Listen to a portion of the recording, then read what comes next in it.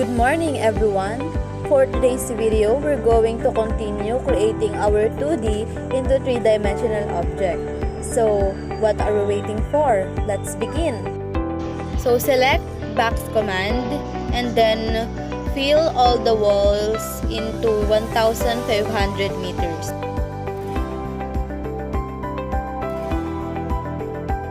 Repeat this process until we're done filling the wall.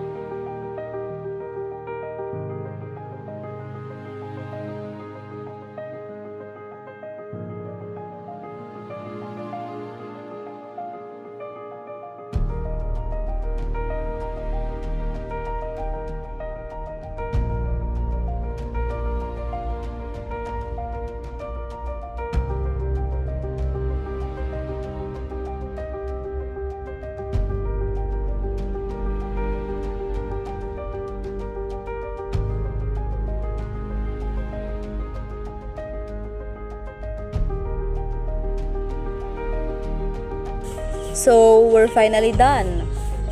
Let's now proceed in creating our 3D window using the box command. This time, the dimension change into 400 meters. In order to create window, let's select the copy selection and then move it into the top wall.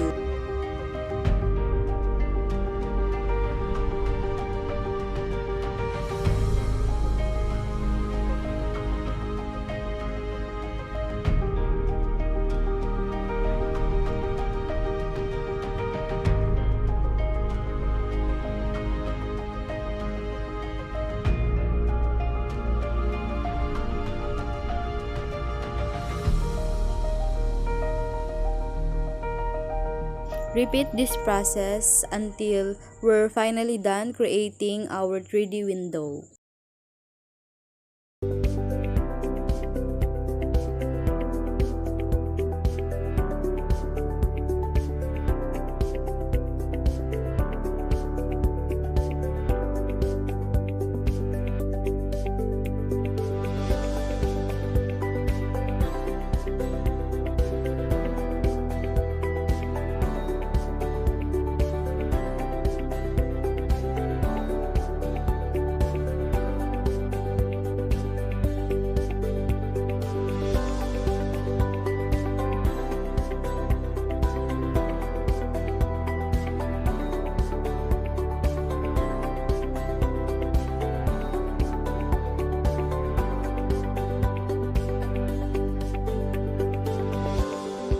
But wait, I just want to create the 3D door.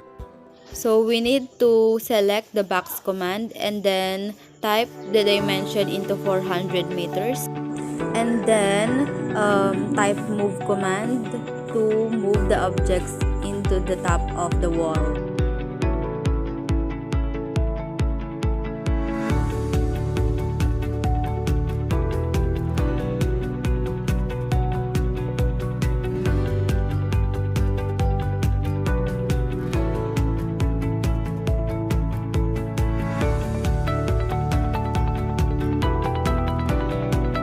So repeat the process in creating window and door until we reach our goal to create 2D into 3-dimensional object.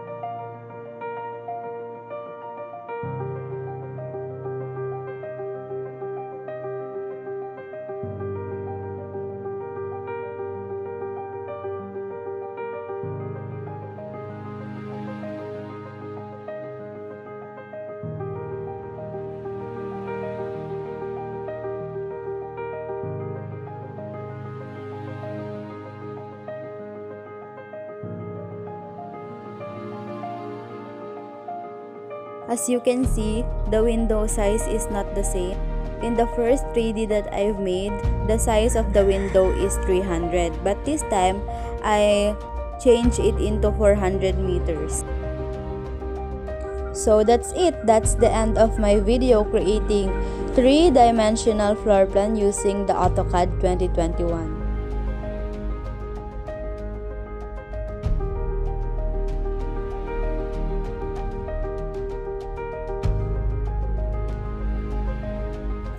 Thanks for watching.